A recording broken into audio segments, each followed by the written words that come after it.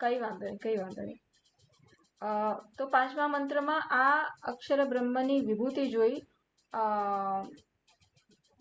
કે આ અક્ષર બ્રહ્મ શું છે, તો જેમાં આ બધું જ આ પૃથ્વી, અંતરિક્ષ, સ્વર્ગ વગેરે જેમાં ઓતમ છે, જેમાં સમર્પિતમ છે, જેને કારણે છે, જેને આશ્રય છે, જેને આધારિત છે, મનસઃ પ્રાણૈશ્ચ સર્વૈહિ, અને મન સહિત પ્રાણ સહિત સર્વ કર્મેન્દ્રિય ગણી લેવાની, સર્વ જ્ઞાનેન્દ્રિય જેના કારણે છે, જેમાં સમર્પિત છે, જેના આશ્રય છે, જેના કારણે છે. કેમ આપણે કાર્યકારણની પદ્ધતિ જોઈ કે કેવી રીતના ઘડો કેવી રીતના માટીમાં સમર્પિત છે, એટલે કે માટી ના હોય તો ઘડો ના હોય, એવી રીતના અહીં અક્ષર બ્રહ્મ ના હોય તો પૃથ્વી, અંતરિક્ષ, સ્વર્ગ વગેરે ના હોય, અને તો આ મન અને પ્રાણ વગેરે પણ ના હોય.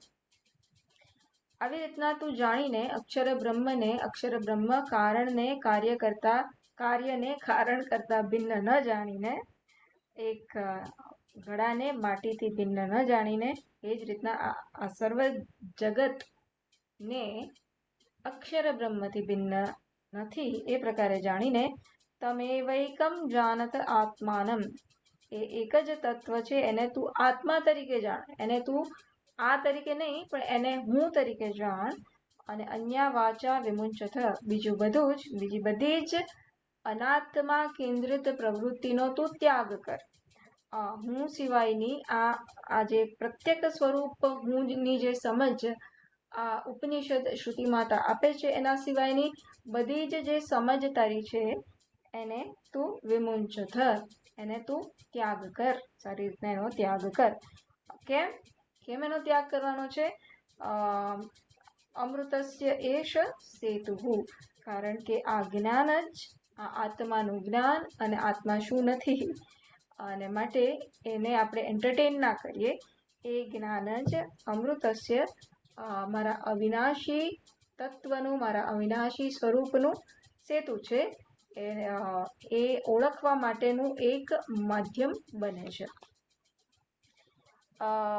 એ જોઈને પછી આપણે છઠ્ઠા મંત્રમાં આવ્યા હતા. ઓમકાર રૂપથી બ્રહ્મનું ચિંતન કેવી રીતના કરવાનું, તો એ સમર્પિતમ ની એક્ઝામ્પલ, સમર્પિત કેવી રીતના હોય છે એના માટેનું એક દ્રષ્ટાંત આપણને આપ્યું. અરાહા ઇવ રથનાભૌ સંહતાઃ યત્ર નાડ્યઃ સ એષઃ અંતશ્ચરતે બહુધા જાયમાનઃ. જેમ આ અરાઓ, સ્પોક્સ, રથની નાભીમાં સમર્પિત છે, એને આશ્રય કરીને છે, એવી જ રીતના આ દેહમાં શું છે, આ દેહમાં જે બધા સંહત જે અસેમ્બલી છે દેહમાં, એમાં જે બધી નાડીઓ છે એ પણ આ રીતના એક હૃદયમાં એ સમર્પિત છે, હૃદયને આશ્રિત છે.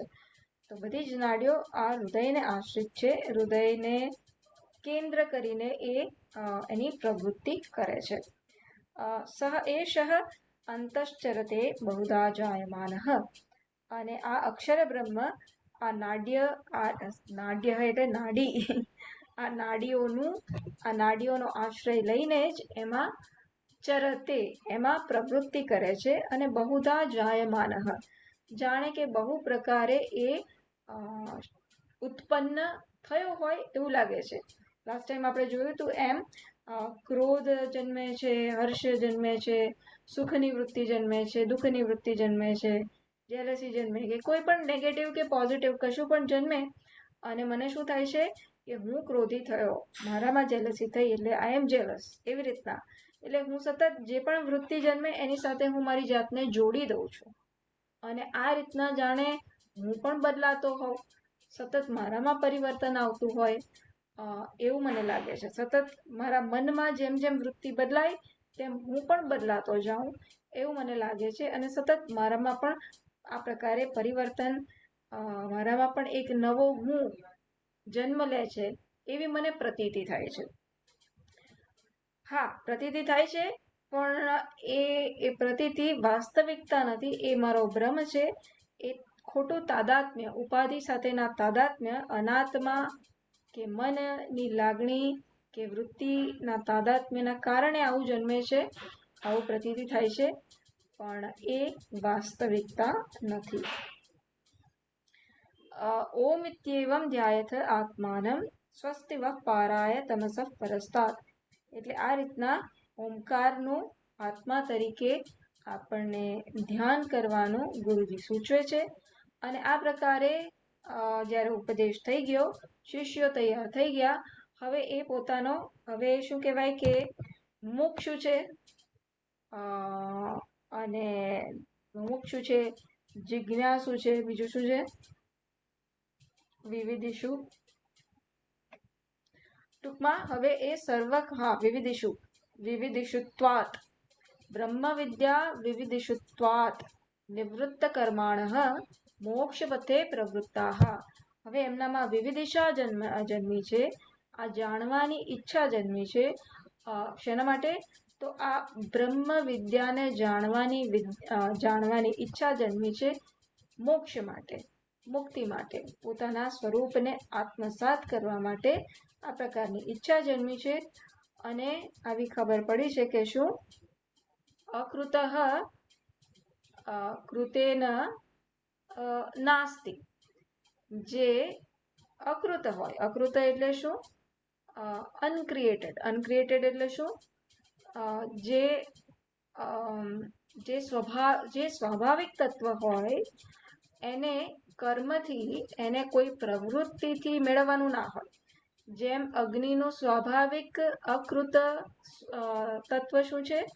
તો પ્રકાશ અને ઉષ્ણતા. તો એ પ્રકાશ અને ઉષ્ણતાને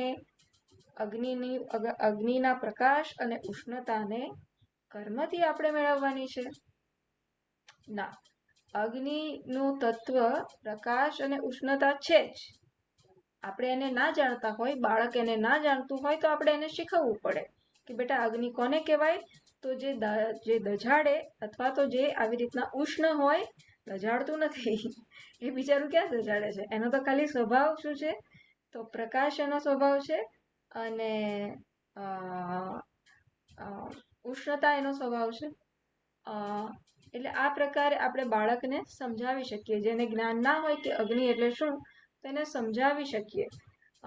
પણ અગ્નિમાં એ પ્રકાશત્વ અને ઉષ્ણત્વ એને કર્મથી આપણે લાવવાનું નથી. બસ કંઈક એ જ પ્રકારે આપણું મોક્ષ, આપણું જે સ્વરૂપ છે એ આપણે જાણવાનો વિષય છે. કર્મથી એને મેળવવાનું નથી. અકૃતઃ સ્વાભાવિક વસ્તુ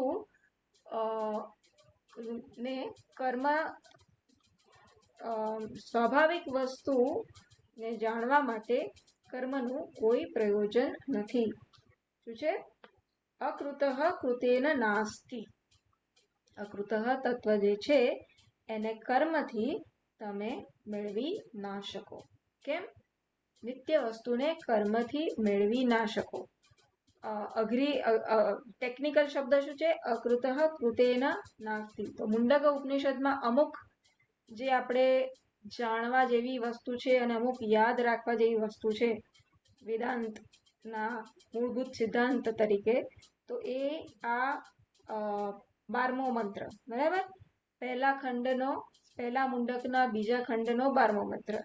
પરીક્ષ લોકાન કર્મચિતાન બ્રાહ્મણ નિર્વેદમાયાત નાસ્ત્ય કૃતઃ કૃતેન. તો અકૃતઃ કૃતેન નાસ્તિ. હવે એને સરળ શબ્દમાં કહેવું હોય તો શું કહેવાનું? નિત્ય વસ્તુ કર્મથી પ્રાપ્ત ના થઈ શકે. અકૃતઃ કૃતેન નાસ્તિ એટલે શું? નિત્ય વસ્તુ હોય એ કર્મથી ના મેળવી શકાય. કર્મથી શું મેળવી શકાય? જે પ્રાપ્ત ના હોય તે મેળવી શકાય. જે પ્રાપ્ત ના હોય તે નિત્ય હોય કે અનિત્ય હોય? અનિત્ય હોય. એટલે કર્મથી શું મેળવી શકાય? કર્મથી જે અપ્રાપ્ત હોય એને જ મેળવી શકાય. એનો અર્થ કે કર્મથી અનિત્ય વસ્તુ જ મેળવી શકાય. અને હું શેની શોધમાં છું? અકૃતઃ એટલે શું? નિત્ય વસ્તુ. હું નિત્યની શોધમાં છું. હું કેવા આનંદની શોધમાં છું? નિત્ય આનંદની શોધમાં છું. એવું ઇન્સિડેન્ટલ આનંદની શોધમાં હું નથી. એવા આનંદની શોધમાં નથી કે જે આવીને જાય. પાણીપુરીમાંથી મળતા આનંદની શોધમાં નથી, કારણ કે એ આવીને જાય છે. ભલે ગમે છે, આઈસ્ક્રીમ ખાઉં છું અને મગની દાળનો શીરો ખાઉં છું તો ગમે છે, પણ એ કેવો છે, આવીને જાય છે, એ ટકતો નથી. એટલે હું કેવા આનંદની શોધમાં છું જે આવે અને જાય નહીં, ટકી રહે.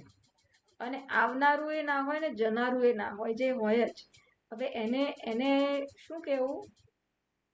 એને આપણે નિત્ય કહીશું. નિત્ય એટલે જે બધા જ કાળમાં હોય, જે કોઈ કાળમાં સીમિત ના હોય, કે જે અત્યારે હોય ને પછી ના હોય, જે સ્વપ્નમાં હોય ને સુષુપ્તિમાં ના હોય, કે જાગ્રતમાં ના હોય, એવું નહીં. ગમે ત્યારે એ મને અવેલેબલ છે અને હું એનાથી વંચિત નથી. એવા આનંદની શોધમાં છું. એટલે પહેલા તો આ આપણે શું કહેવાય કે કન્વિક્શન ઉપર આવી જવું જોઈએ કે હું આવા શોધમાં છું ખરેખર. એટલે આપણે આ ભલે ગમે તેટલું ભણીશું, આગળ કઠોપનિષદ કરીશું, ગમે તે કરીશું, પણ આ જે ઓરિજિનલ ક્વેસ્ટ જે છે, આ જે આપણે શોધવાનું છે આપણા પોતાના વ્યક્તિત્વમાં, કે ભાઈ હું શેની શોધ કરી રહી છું, એ આપણે જાતે ઘૂંટ્યા કરવાનું છે આપણા મનમાં, કે ભાઈ આ વસ્તુ કરું છું, આ કર્મ કરું છું, કેમ કરું છું, આના પાછળની હું શેના શોધ માટે આ બધું કરી રહી છું. અને એનો ઉત્તર આ પ્રકારે આપણને મળવો જોઈએ. મળવાનો આપણે પ્રયત્ન આપણી રીતના કરવો જોઈએ આપણા જીવનમાં, કે અકૃતઃ કૃતેન નાસ્તિ. હું શેની શોધમાં છું? અકૃતઃ, નિત્ય તત્વની શોધમાં છું.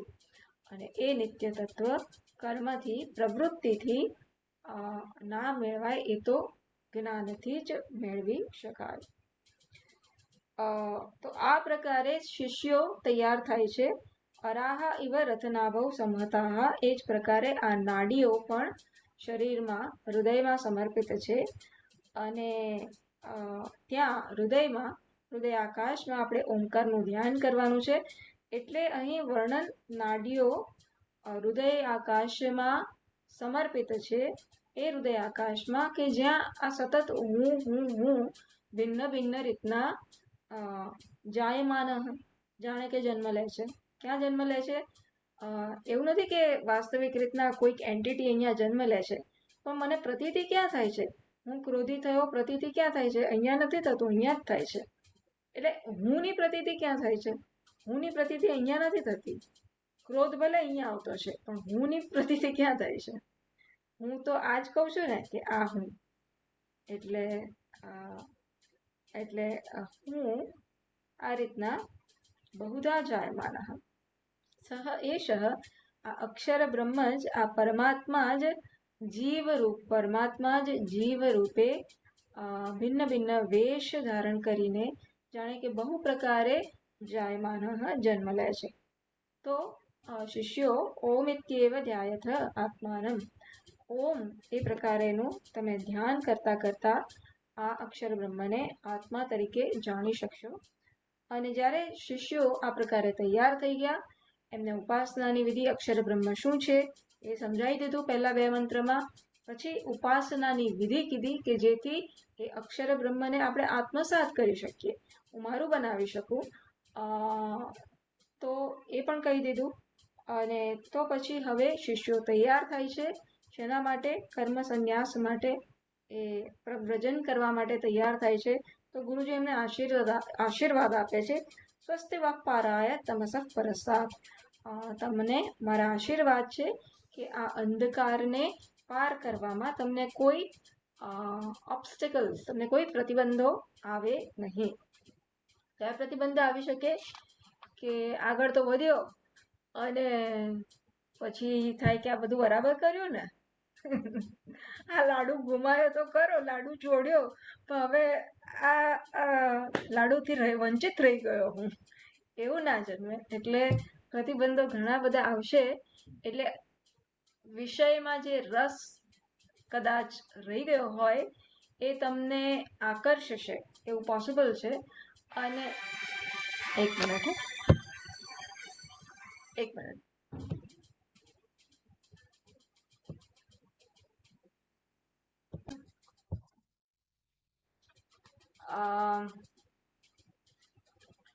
વિઘ્નો ઘણા બધા આવી શકે. એક તો મારો પોતાનો રસ વિષયમાં હોય તો હું એમાં પાછું મારો વૈરાગ્ય પાકો ના હોય તો એ વિષયનો માં જે રસ રહી ગયેલો હોય એ મને આકર્ષી શકે અને એ ડોમિનન્ટ હોઈ શકે, ડોર્મન્ટ હોઈ શકે, સબકોન્શિયસ એને શું કહેવાય, ગુજરાતીમાં શું શબ્દ છે, એ હોય અંદર એક્સપ્રેસ ના થયેલું હોય, પણ તમે બીજા વ્યક્તિઓ જોડે તમે સાધકો છો અને એ સિવાયના અન્ય વ્યક્તિઓ તમારી જોડે શું કહેવાય કે તમને લલચાવે કે ભાઈ આખો દિવસ શું આ સ્વાધ્યાય કરો છો, ચલો અમારી જોડે ફરવા, એમ કરી અને તમારામાં જે એ સંસ્કાર હતા જ એને એ જાગૃત કરવાનું નિમિત્ત બની શકે. એટલે આ રીતના ઘણા બધા પ્રતિબંધો છે. તો એ પ્રતિબંધો તમને નડે નહીં, આ પ્રકારે ગુરુજી આશીર્વાદ આપે છે. હવે આગળ આપણે ચાલવાનું છે અપર બ્રહ્મ 7મા મંત્રથી. હવે અપર બ્રહ્મનું વર્ણન અને એનું ચિંતન કેવી રીતના કરવું જોઈએ. હવે અપર બ્રહ્મ એટલે અહીંયા શું કહેવા માંગે છે, સગુણ બ્રહ્મ. કારણ કે અહીં હવે અક્ષર બ્રહ્મને એના ગુણ સહિત સગુણ બ્રહ્મની વાત કરવામાં આવે છે, એટલે અહીં અપર બ્રહ્મ કીધું. બરાબર. એટલે એનું નિર્ગુણ સ્વરૂપની પહેલા વાત નથી, પહેલા સગુણ સ્વરૂપ તરફ આપણું ધ્યાન કેન્દ્રિત કરે છે, જેથી કરીને અત્યારે આપણું મન કેવું છે, આપણું મન બહુ સ્પ્રેડ આઉટ છે, બધું જ ચિંતન કરે છે. તો હવે સગુણ બ્રહ્મનું ચિંતન કરે તો એ બીજું બધું ચિંતન કરે છે, એમાંથી હવે સગુણ બ્રહ્મમાં એ લીલાવાળા આપણા કૃષ્ણ ભગવાન કે રામ ભગવાન એમાં કેન્દ્રિત થાય અને બીજું બધું ચિંતન છૂટે. પછી એમાંથી ધીરે ધીરે આપણને વધારે અંતર્મુખ બનાવતા જશે, જે આપણે શ્લોકમાં જ આપણે મંત્રમાં જ જોઈશું. એના પછી શરીર તરફ ધ્યાન કેન્દ્રિત કરશે, શરીર ઉપરથી હૃદય ઉપર કેન્દ્રિત કરશે, હૃદય ઉપરથી એ આકાશ, હૃદયમાં ઉપલબ્ધ આકાશ અથવા તો હૃદય મધ્યસ્થ હૃદયના મધ્યમાં જે આકાશ છે એના તરફ ધ્યાન કેન્દ્રિત કરવાનું સૂચન કરશે. અને ત્યાં આ આત્મા ઉપલબ્ધ છે, એટલે કે ત્યાં આ અક્ષર બ્રહ્મને હું તરીકે જાણી શકું છું. હવે આ આત્મા હૃદય આકાશની જે વાત કરે છે કે હૃદયમાં રહેલો જે આકાશ છે તેમાં એ અંતઃકરણનું સ્થાન છે. એટલે એ આપણે ફિઝિકલી જોવા જઈશું તો એ નહીં મેળ પડે, પણ તમે ધ્યાન કરો અને એ ધ્યાન ક્યાં જઈને પરિણમે છે, કલ્મિનેટ થાય છે, ક્યાં જઈને તમને એ હુંની અનુભૂતિ કરાવશે, એ જગ્યા એ હૃદય આકાશ થશે. બરાબર. એટલે એ આપણે ભગવાનનું ધ્યાન કરીએ, ઇવન મંદિરમાં આપણે ઊભા હોઈએ અને ભગવાનનો વિગ્રહ સામે હોય અને આપણે ચિંતન કરીએ છીએ, ધ્યાન કરીએ છીએ અને ભગવાનની મૂર્તિ છે, ધીરે ધીરે થોડીક વાર બસ એ મૂર્તિના ઉપર જ ચિંતન કરીએ છીએ અને 15 મિનિટ, અડધો કલાક હું મારી જોડે બેસું છું. અને તો એ ક્યાં એ જઈને ક્યાં એ સ્પોટ ક્યાં શું કહેવાય કે ક્યાં એ કેન્દ્ર, ચિંતનનું કેન્દ્ર પછી ક્યાં બને છે, મારા સમગ્ર વ્યક્તિત્વમાં હું ક્યાં અનુભવું છું એ ચિંતનનું કેન્દ્ર. તો એ ચિંતનનું કેન્દ્ર જ્યાં અનુભવ છું એ હૃદયમાં તમે અનુભવશો. અને એ હૃદયમાં પણ આખું હૃદયની સાઈઝ આપણી આટલી હોય તો આખું એવી રીતના અનુભવો છો ના, it feels as if a point. એટલે એને આપણે હૃદય આકાશ કહીએ છીએ. હૃદય આકાશ એટલે કોઈ ફિઝિકલ વસ્તુ તો છે નહીં, પણ આ પ્રકારે તમે જ્યારે ધ્યાન કરો અને ધ્યાનમાં પણ બધા ચિંતન ધીરે ધીરે છૂટી જાય અને તમે એકાગ્ર થાઓ. ટૂંકમાં તમે ગમે ત્યારે એકાગ્ર થાઓ ત્યારે એ એકાગ્રતાનું કેન્દ્ર જ્યાં આગળ તમે પામો છો એને આપણે હૃદય આકાશ કહીશું. એટલે આ આખી ધ્યાનની પ્રક્રિયા અહીં આ 2 મંત્રમાં કહેવામાં આવી છે કે આ પ્રકારનો સગુણ બ્રહ્મ જેની પહેલા તો મહિમા કહેશે, એ સગુણ બ્રહ્મ ક્યાં ઉપલબ્ધ છે? અને સ્વામીજીએ બહુ જ સાંભળ્યું, બહુ જ સુંદર રીતના સમજાવ્યું છે કે કેવી રીતના આ મંત્રમાં ઈશ્વરનું સત સ્વરૂપ, બ્રહ્મનું સત સ્વરૂપ, ચિત્ત સ્વરૂપ અને આનંદ સ્વરૂપ એ ત્રણેયની વાત કરવામાં આવી.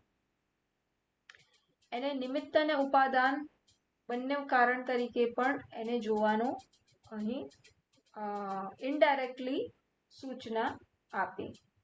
એટલે કેવી રીતના આપણે જોઈએ તો મંત્ર વાંચી લઈએ. હું 7 અને 8 સાથે વાંચું છું. અહીંયા મારી સામે નથી, પણ હું 8મો પણ સાથે વાંચું છું. બરાબર? એટલે અહીં તો 7 અને 8 એવા જુદા મંત્ર નથી. અહીંયા તો ગીતા પ્રેસમાં તો એક જ છે. લગભગ પેલા કૈલાસ આશ્રમમાં પણ 7મો મંત્ર એવી રીતના જ અહીંયા આપેલો છે. શૃંગેરીમાં આઈ થિંક એ લોકોએ ભિન્ન ભિન્ન મંત્ર લીધા છે. ઓકે, એ પહેલા અમારે સંગતિ વાક્ય કરી દો. યહ અસૌ તમસઃ પરસ્તાत् સંસાર મહા ઉદધિમ તીર્ત્વા ગંતવ્યઃ પરવિદ્યા વિષયઃ સ કસ્મિન વર્તતે ઇતિ આહ.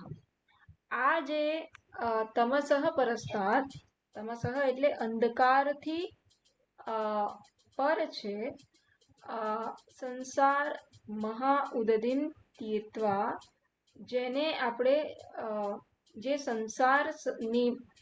સંસાર રૂપ મહાસાગરને ઓળંગીને ગંતવ્ય, જે આપણું ગંતવ્ય સ્થાન છે, જે આ અંધકાર રૂપી સંસાર, વિદ્યારૂપી સંસાર, કેવો સંસાર? જે મહાસાગર છે એને ઓળંગીને જે આપણે જેને પ્રાપ્ત કરવાનું છે એ શું છે? પરવિદ્યા વિષય. એ પરવિદ્યાનો વિષય છે. એ અક્ષર બ્રહ્મ આ અપરવિદ્યાનો વિષય નથી, એ તો પરવિદ્યાનો વિષય છે. સ કસ્મિન વર્તતે, એ ક્યાં વર્તે છે? ઇતિહાસ તો શ્રુતિ માતા આ પ્રકારે કહે છે. અથવા તો એ ક્યાં વર્તતે એટલે એ ક્યાં વર્તે છે નહીં, સોરી, કસ્મિન વર્તતે એટલે એ ક્યાં પ્રાપ્ત થાય છે, એને ક્યાં જાણવાનો છે, એનું ધ્યાન ક્યાં કરવાનું છે, કેવી રીતના કરવાનું છે, ધ્યાન ક્યાં કરવાનું છે. તો શ્રુતિ આ પ્રકારે ઉદ્ધૃત કરે છે. યસ સર્વજ્ઞ સર્વવિદ યસ્યૈષ મહિમા ભુવિ દિવ્યે બ્રહ્મપુરે યેષઃ વ્યોમ્યાત્મા પ્રતિષ્ઠિતઃ મનોમયઃ પ્રાણ શરીર નેતા પ્રતિષ્ઠિતોऽન્યે હૃદયં સન્નિધાય તદ્વિજ્ઞાનેન પરિપશ્યन्ति ધીરાઃ આનંદરૂપમૃતં યદ્વિભાતિ. યસ સર્વજ્ઞ સર્વવિદ યસ્યૈષ મહિમા ભુવિ, આ જે સર્વજ્ઞ અને સર્વવિદ છે, યસ્ય એષઃ મહિમા ભુવિ, જેની આ મહિમા આ પૃથ્વી ઉપર જોવા મળે છે, એ ક્યાં મળશે મને? દિવ્યે બ્રહ્મપુરે હિ એષઃ, આ દિવ્ય એવી બ્રહ્મપુર એટલે કે આ બ્રહ્મ જેનું રહેવાનું સ્થાન છે. ક્યાં છે? બ્રહ્મ ક્યાં રહે છે? ઈશ્વર ક્યાં રહે છે? બહાર રહે છે? અહીં રહે છે? અહીં જ રહે છે. અહીં પણ ક્યાં રહે છે? અહીં હૃદય આકાશમાં રહે છે. હૃદયમાં રહે છે, પછી કહે છે હૃદય આકાશમાં રહે છે. કેમ એવું કીધું? પ્રકાશ ક્યાં ઉપલબ્ધ છે? ક્યાં ઉપલબ્ધ નથી? સર્વત્ર ઉપલબ્ધ છે. એવી રીતના બ્રહ્મ ક્યાં ઉપલબ્ધ છે? સર્વત્ર ઉપલબ્ધ છે. પણ એને જાણી ક્યાં શકાય? એને જાણી શકાય અંતઃકરણમાં. એ અંતઃકરણ ક્યાં છે? અંતઃકરણ એ અરીસા જેવું છે કે જે આ ચૈતન્યને ઝીલે છે. એટલે હું નખમાં હું ચૈતન્યને નથી ઓળખવાનો. ક્યાં ઓળખવાનો છું? આ હૃદય આકાશમાં. કેમ? હૃદય આકાશ અંતઃકરણનું કેન્દ્ર છે. અને અંતઃકરણ એ શરીરની પેલા અરીસાની જેમ એ ચૈતન્યનું પ્રતિબિંબ જાણે કે ઝીલે છે. એટલે અંતઃકરણમાં જેટલું સ્પષ્ટ ચૈતન્યનું પ્રતિબિંબ હું જાણી શકું છું, એટલે મને બીજે ક્યાંય જાણવા નથી મળતું. એટલે કે છે એને ક્યાં જાણવાનું છે? દિવ્ય. આ દિવ્ય એવું બ્રહ્મપુર. દિવ્ય કેમ એ બધું ભાષ્યકાર સમજાવશે, પણ દિવ્ય એવું બ્રહ્મપુર, કારણ કે મારી દરેક વૃત્તિમાં આ ચૈતન્ય પ્રકાશે છે, અને એટલે એને દિવ્ય કીધું. પ્રકાશમાન એ રીતના દિવ્ય કીધું. અને બ્રહ્મપુર કારણ કે બ્રહ્મ અહીં ઉપલબ્ધ છે, એટલે એને બ્રહ્મનું રહેવાનું સ્થળ કીધું. મારા હૃદયને આ પરમાત્માનું, આ નારાયણનું સ્થળ કીધું. નારાયણ ક્યાં ઉપલબ્ધ રહેશે? આ મારા હૃદયમાં, અને હૃદય આકાશમાં એ ઉપલબ્ધ થશે. એષઃ વ્યોમની આત્મા પ્રતિષ્ઠિત. અહીં આ હું તરીકે, આ નારાયણ આ મારા હૃદય આકાશમાં, સર્વ જીવોના હૃદય આકાશમાં હું તરીકે પ્રતિષ્ઠિત છે. આગળ પણ કહે છે, પણ મારા ખ્યાલથી આટલું પહેલા જોઈ લઈએ. મનોમય, ચલો ને આ જોઈએ જ લઈએ છે. મનોમય એ આત્મા કેવો છે? તો મનરૂપી ઉપાધિ ધરાવનાર છે. વળી કેવો છે? પ્રાણ શરીર નેતા. પ્રાણ શરીર એટલે સૂક્ષ્મ શરીર. સૂક્ષ્મ શરીરનો નેતા, એટલે કે આ સૂક્ષ્મ શરીર જ્યારે વિદાય લે એક સ્થૂળ શરીરમાંથી બીજા શરીરમાં, તો એ કેવી રીતના પ્રયાણ કરે છે? જેના કારણે પ્રયાણ કરે છે એ નેતા કોણ છે? એ આત્મા. એ આત્મા એ નેતા છે. એ આત્માના કારણે આ સૂક્ષ્મ શરીર એક શરીરમાંથી બીજા શરીરમાં પ્રયાણ કરી શકે છે. એ ક્યાં પ્રતિષ્ઠિત છે? એ આત્મા ક્યાં પ્રતિષ્ઠિત છે? અન્ને. અન્ન એટલે શું? આપણા ભોજનવાળા અન્નમાં ના, એ ભોજન લઈએ છે એનાથી આ જે શરીર બનેલું છે, સ્થૂળ શરીર, એ અન્નમાં, એટલે કે આ શરીરમાં, આ દેહમાં એ પ્રતિષ્ઠિત છે. આ દેહમાં જે આ અન્નથી બનેલું જે દેહ છે, એમાં જે હૃદય છે એમાં પ્રતિષ્ઠિત છે. માટે એને રેપ્રેઝેન્ટેટિવલી અહીં અન્ને પ્રતિષ્ઠિતમ એવું કહ્યું છે. તદ વિજ્ઞાનેન, એને જાણીને, વિજ્ઞાનેન ખાલી જાણીને નહીં, વિજ્ઞાનેન એ ભાષ્યકાર સમજાવશે. અને વિશેષતયા જાણીને, આ બોટલને પણ હું જાણું છું, શું કે આ બોટલ છે, પણ આના વિશેષતયા જાણવું એટલે શું? ખાસ જાણવું કે આ બોટલ મેટલથી જુદું નથી. એટલે જે કંઈ પણ વસ્તુ હું જોઉં છું એ કાર્ય છે, એ કારણથી ભિન્ન નથી. અને એવું કશું છે? કસ્મિન્નું ભગવઃ એકમ વિજ્ઞાતમ સર્વમ ઇતિ વિજ્ઞાતમ ભવતી. એમાં એક બે શબ્દો હું ભૂલી ગઈ હઈશ, પણ એ એક વસ્તુ એવી કઈ છે કે જેને જાણવાથી આ બધું જણાઈ જાય. તો એવું કંઈ છે? તો શ્રુતિને શું કેવું છે? આ હું ને જાણું તો બધું જ જણાઈ જાય, અથવા તો બ્રહ્મને જાણું તો બધું જ જણાઈ જાય. પણ શ્રુતિને શું કેવું છે? આ બ્રહ્મને હું તરીકે જાણું તો બધું જ જણાઈ જાય. આ શ્રુતિને કેવું છે. બરાબર? વાત તો એક જ છે. બ્રહ્મ અને આત્મા બે અલગ અલગ વસ્તુ નથી, પણ કારણ કે અત્યારે મારા મનમાં હું એટલે અન્ન ભિન્ન, હું એટલે જીવ, બ્રહ્મ એટલે ઈશ્વર, આ પ્રકારનો ખ્યાલ છે. હું એટલે અલ્પ, ઈશ્વર એટલે મહાન. એટલે ઈશ્વર કે બ્રહ્મ નામ આવે એટલે ઈશ્વરના એટલા બધા અનંત ગુણ આપણા સમક્ષ આવે છે, અને અનંત ગુણ આવે એટલે હું આવડો બની જાઉં છું, કારણ કે હું મારી જાતને આ શરીર પૂરતો સીમિત માનું છું. એટલે આ પ્રકારે ક્યાં ગઈ હતી, ક્યાંથી ચાલુ કર્યું હતું? કશું કહેવા ગઈ એટલે આમ, પણ હા, શું હતું? શું સમજાવતી હતી? હા, અનમ્યુટ કરો તો મને સંભળાય. પરિવેશ વિજ્ઞાન સમજાવતી હતી. બરાબર? કારણ કે વિશેષતયા સમજાવવાનું છે. બ્રહ્મ આ બધું જે કંઈ પણ છે, હું છે, જે કંઈ પણ છે બ્રહ્મ છે, પણ જે કંઈ પણ છે આ બ્રહ્મ હું થી ભિન્ન નથી. આ રીતના જાણવાનું છે. દ્રષ્ટા અને દ્રશ્ય આ પ્રકારનો ભેદવાળું જ્ઞાન નથી. આમાં તો જ્ઞાન છે કે હું જોનાર છું, આ બોટલ છે, આ પ્રકારનું જ્ઞાન નથી.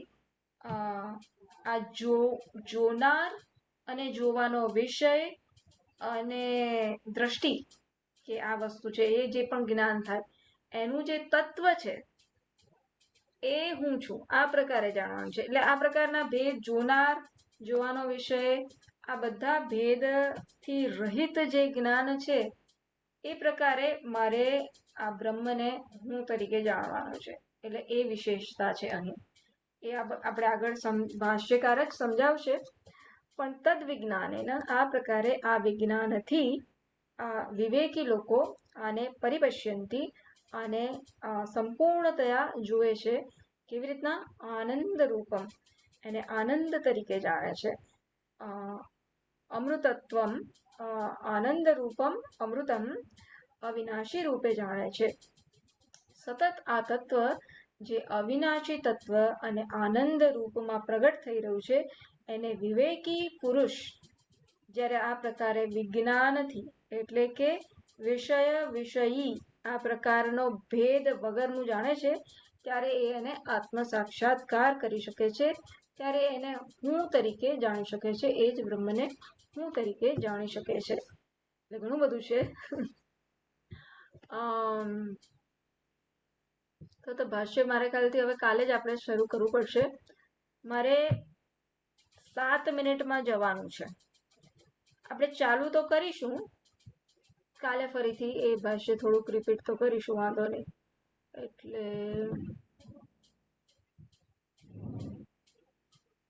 ચલો વાંધો નહીં, હું થોડીક લેટ જઈશ. અહીંયા શંકરાચાર્યજી મહારાજ આવ્યા છે, એમનો સત્સંગ થવાનો છે 5 વાગે. કઈ વાંધો નહીં, ચલો હું થોડીક લેટ લઈશ. આપણે મિનિટો તો પૂરી કરી દઈએ. યહ સર્વજ્ઞ સર્વવિદ, અહીંયા છે બરાબર. યહ સર્વજ્ઞ સર્વવિદ વ્યાખ્યાત તમ પુનઃ વિશિનષ્ટિ. આ જે સર્વજ્ઞ છે અને સર્વવિદ છે, અહીંયાથી મારે લેવાનું છે. આ જે સર્વજ્ઞ છે અને સર્વવિદ છે એટલે કે શું? વ્યાખ્યાતમ, વ્યાખ્યાત. આની વ્યાખ્યા પહેલા થયેલી. ક્યાં થયેલી? તો પહેલા મુંડકમાં થયેલી. પહેલા મુંડકના પહેલા ખંડમાં થઈ હતી. ક્યાં થઈ હતી? કયો મંત્ર હતો? કયો મંત્ર હોઈ શકે? સર્વજ્ઞ સર્વવિદ 9મો મંત્ર હોઈ શકે. હા, છેલ્લો પ્રકરણનો ઉપસંહાર કરતું 9મો મંત્ર, પહેલા ખંડનો, પહેલા મુંડકનો પહેલો ખંડ, 9મો મંત્ર. યસ સર્વજ્ઞ સર્વવિદ યસ્ય જ્ઞાનમયં તપઃ તસ્માદેતદ બ્રહ્મ નામ રૂપમ અન્નં ચ જાયતે. આ જે પહેલા વ્યાખ્યા કરવામાં આવી હતી અક્ષર બ્રહ્મની, એ જ હવે પુનઃ વિશિનષ્ટિ, એનું જ ફરીથી વ્યાખ્યા કરવામાં આવે છે. વિશેષ રૂપે વ્યાખ્યા કરવામાં આવે છે. વધારે સારી રીતના એનું વિશ્લેષણ કરવામાં આવે છે. શું?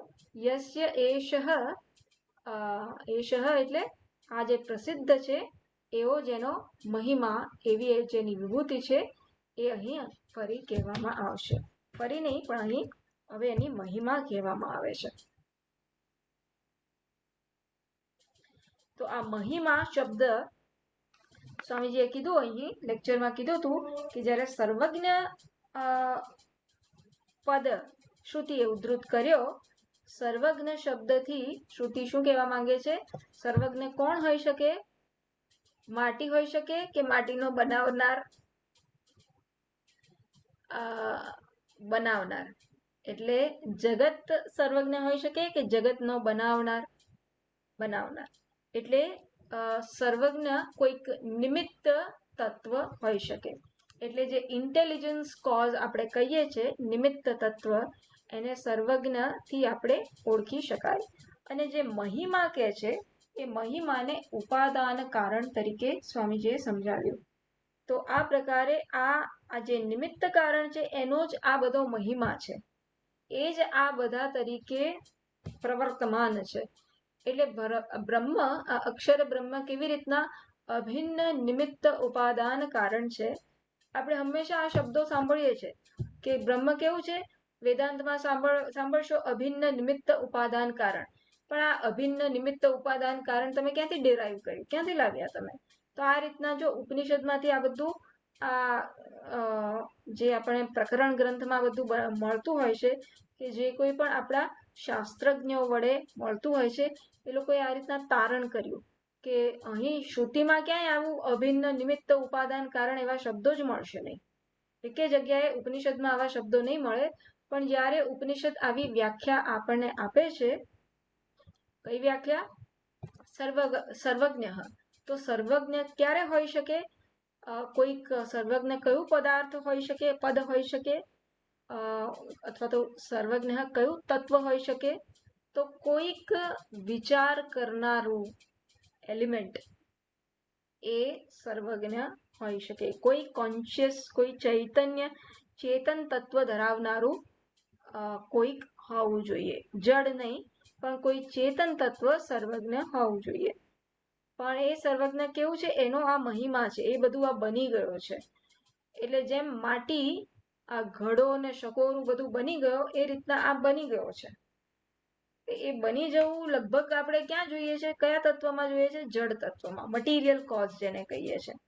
તો એ રીતના આ બધી જ્યારે શ્રુતિ આ પ્રકારે વ્યાખ્યા કરે છે, એના ઉપરથી આ ગ્રંથકારો, એના ઉપરથી આ શાસ્ત્રજ્ઞો તારણ કરે છે કે હા, આ બ્રહ્મ કેવું છે?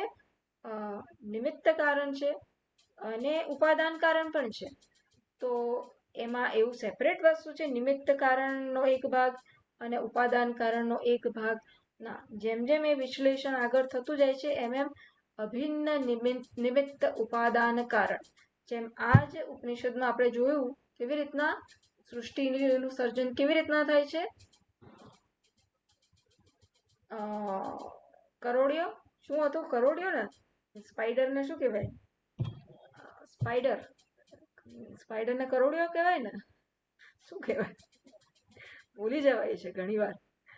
કરોળિયા એના મુખમાંથી જ લાળ કાઢે, તો કરોળિયો નિમિત્ત કારણ પણ છે અને ઉપાદાન કારણ પણ છે, અને એમાં જ પાછો લય કરી દે છે. તો એનું જાળું ક્રિએટ એને કરવું છે. જાળું બનાવવા માટે એના પોતાના જ મોઢામાંથી લાળ કાઢશે, બનાવશે. એ જાળું જ્યારે સ્થિત હશે, એનું જે સર્જન હશે એ એની લાળના કારણે જ છે. અને પાછું એમાં જ એને થાય કે આ ઝાડુ વાળવા આવ્યા, ખંખેરવા આવ્યા, તો પાછું એ ગળી જશે. એટલે લય પણ એમાં જ થઈ જશે. એટલે એ પ્રકારે આપણે એને સમજી શકીએ. હા, સો યહ સર્વજ્ઞ સર્વવિદ, આ જે પ્રસિદ્ધ છે, આગળ ચર્ચા કરવામાં આવી, એને જ ભાષ્યકાર હવે ફરીથી એનું વર્ણન કરે છે. યસ્ય એષઃ પ્રસિદ્ધ, આ પ્રકારે જે પ્રસિદ્ધ છે, એની મહિમા એટલે કે એની વિભૂતિ. શું છે વિભૂતિ એની? સુંદર છે મહિમા. કો અસૌ મહિમા, કહ અસૌ મહિમા, શું છે એની વિભૂતિ? ભાષ્યકાર કહે છે. તો શ્રુતિ માતા જે કહે છે એને પાછું ભાષ્યકાર ઉદ્ધૃત એને એક્સપ્લેન કરે છે, સમજાવે છે. યસ્ય ઇમે દ્યાવા પૃથિવ્યૌ શાસને વિદ્રુતે તિષ્ઠતઃ. આપણને આ મારા એલાર્મ્સ યસ્ય ઇમે દ્યાવા પૃથિવ્યૌ શાસને વિદ્રુતે તિષ્ઠતઃ, પહેલો ક્લોઝ. એટલે જેની મહિમાને કારણે ઇમે બે વસ્તુ. કઈ બે વસ્તુ? દ્યૌહુ પૃથિવ્યૌ, આ સ્વર્ગ અને પૃથ્વી જેના શાસનને કારણે પોતપોતાના સ્થાનમાં સ્થિર છે, એટલે કે પોતપોતાના સ્થાનનું અતિક્રમણ નથી કરતું. વળી શું? ચંદ્ર સૂર્યમસૌ, આ ચંદ્ર અને સૂર્ય યસ્ય શાસને, જેના શાસનને કારણે અલાત ચક્રવત અહીં કીધું તું, મારે જોવું પડે છે અમુક વાર. અલાત ચક્રવત એટલે પેલું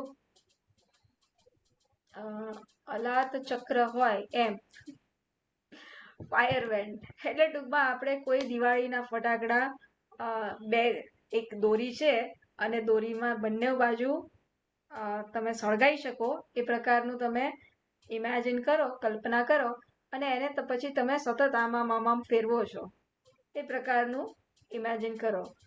તો અહીં તો આપણે ફેરવવું પડે છે ને, દિવાળીના પેલા દોરી હોય તો એને ફેરવવી હોય તો તમારે ફેરવવી પડશે. તો આ ભગવાન શું અહીંયા આ સૂર્ય અને ચંદ્રમાને એમ ફેરવે છે દોરીની જેમ? તો ના, એ ભગવાનનું શાસન એવું છે કે એમના શાસનમાં સૂર્ય અને ચંદ્ર અલાત ચક્રવત, આપણે દોરી ફેરવીએ છીએ એવી રીતના જ ફરે છે, પણ કેવી રીતના? અજસ્રમ ભ્રમતઃ, કોન્સ્ટન્ટલી, એટલે થાક્યા વગર અને સતત એ ભ્રમણ કરે છે, જેના શાસનમાં, જેની હાજરીમાં. યસ્ય શાસને સરિતઃ સાગરાઃ ચ સ્વગોચરમ ન અતિક્રામંતી. તો સ્વામીજી આમાં બહુ સુંદર સમજાવતા હતા, મેં સાંભળ્યું ત્યારે. જેના શાસનમાં આ નદીઓ અને સાગર પોતાના સ્થાનનું અતિક્રમણ કરતા નથી, પોતાના સ્થાનને છોડતા નથી. નદી ક્યારે એવું નથી વિચારતી કે ચાલ હવે હું બીજે ક્યાંક જઉં, હું ફરવા વેકેશનમાં જતી રહું. સ્વામીજી એ વખતે એક્ઝામ્પલ પણ આપ્યો છે કે આ શિવ પાર્વતીજીના લગ્ન થવાના હતા, તો આ એ વખતે નદીઓ આવી, તુલસીદાસજી મહારાજ વર્ણન કરે છે કે એમનું વિવાહ જોવા આ નદીઓ વગેરે આવ્યા. તો એવું ના હોય કે પછી ગંગા મૈયા અહીંયા આવી તો ગંગા ખાલી થઈ ગઈ, એવું ના હોય. એ તો એના અધિષ્ઠાન દેવતા હોય. એ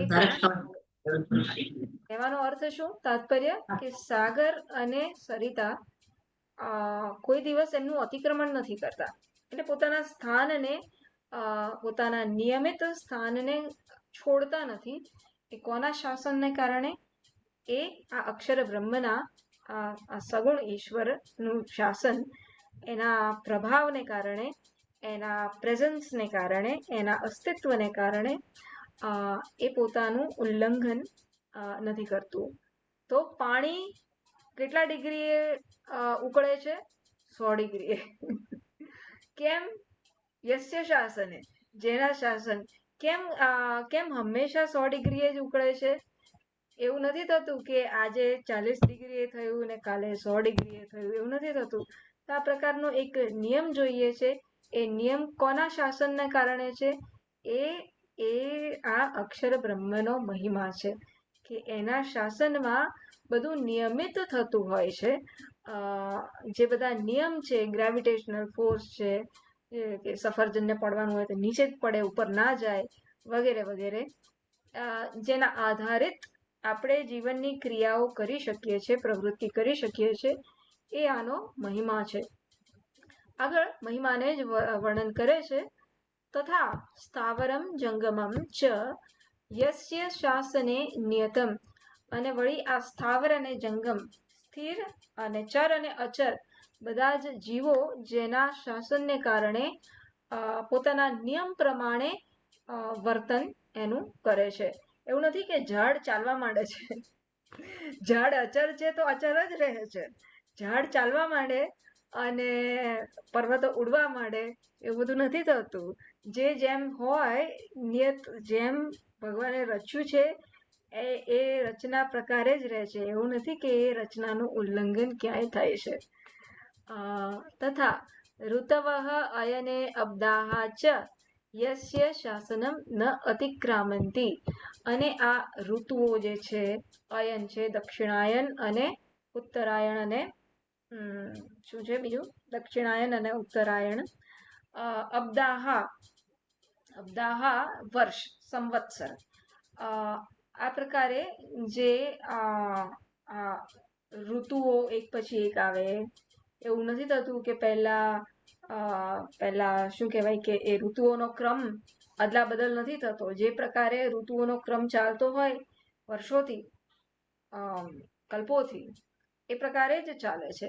આ અયન પણ જે પ્રકારે ચાલતું હોય એ પ્રકારે જ ચાલે છે. દક્ષિણાયન, ઉત્તરાયણ, એ બધામાં ફેરફાર નથી થતો. અબ્દાહ સંવત્સરમાં પણ એ પ્રકારે ચાલે છે. તો સ્વામીજી કંઈક સમજાવતા હતા. 60 સંવત્સર કેવું હોય છે? ક્યાંક લખેલું હતું ખરું, પણ 60 વર્ષના ક્રમ હોય છે. એક વર્ષ, આપણું એક વર્ષ, પણ એને એવા 60 વર્ષ કમ્પ્લીટ થાય ત્યારે એની એક સાયકલ પતે. અને એટલે આપણા 60 યર્સ આપણા કમ્પ્લીટ થાય એ આપણા જીવનમાં એક મોટો પડાવ હોય છે. આપણે ઘણું બધું ત્યારે દર્શન શું કહેવાય, ઘણી દિવાળીઓ જોઈ ક્યારે કહેવાય, 60 વર્ષના થયા ત્યારે કહેવાય. એટલે ટૂંકમાં ઘણા બધા અનુભવ જીવનમાં આપણે કર્યા, અને હવે શું કહેવાય કે બસ ઘણા બધા નિર્ણય કર્યા. હવે પછી હું એના પછીનું હું નહીં કહું, કારણ કે એ સબ્જેક્ટિવ વસ્તુ છે. એના પછી જો તમે વાઇસ કે શું કહેવાય કે પ્રાજ્ઞ એ અનુભવોથી તમે શીખ્યા કે નહીં, એ આપણા પોતાનો વ્યક્તિગત શું કહેવાય કે વ્યક્તિગત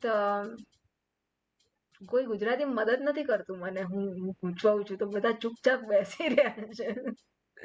આપણો વ્યક્તિગત એ આપણો પડાવ હશે કે શું કહેવાય,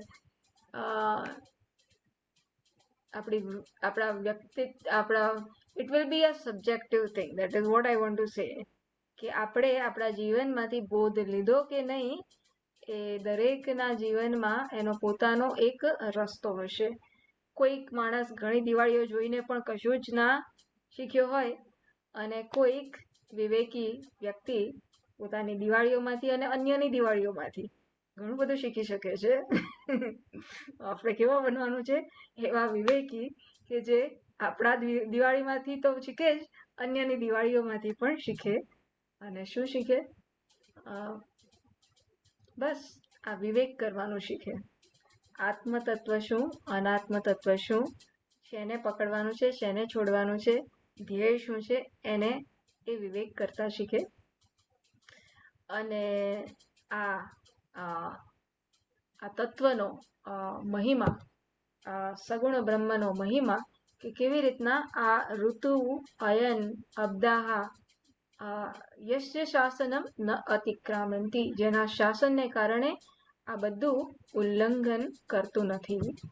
એ અને વળી શું, ચલો હું આ કમ્પ્લીટ કરી દઉં છું. તથા કર્તારઃ કર્માણી ફલંચ, અને આ કર્તા કર્મ અને ફળ પણ જેના શાસનને કારણે પોતપોતાના કાળનું અતિક્રમણ કરતો નથી. આને આપણે ફરીથી જોઈશું, આ થોડું કોમ્પ્લિકેટેડ સેન્ટેન્સ છે. સહ એષઃ મહિમા ભુવિ, આજ એની મહિમા છે, આજ એનું મહાત્મ્ય છે. ભુવિ, આ લોકમાં આજ એનું મહાત્મ્ય છે. અહીંયા હું કોમા કરીશ. યસ્ય સહ એષઃ સર્વજ્ઞ એવં મહિમા દેવઃ, અને હું આવી રીતના મૂકીશ. એવં યસ્ય મહિમા, આ પ્રકારે જેનો આ મહિમા છે. સહ એષઃ સર્વજ્ઞ દેવઃ, એ જ આ સર્વજ્ઞ દેવ છે. આ પ્રકારના જેના મહિમાથી આ સમગ્ર જગત ચાલે છે, એ જ આ સર્વજ્ઞ દેવતા છે.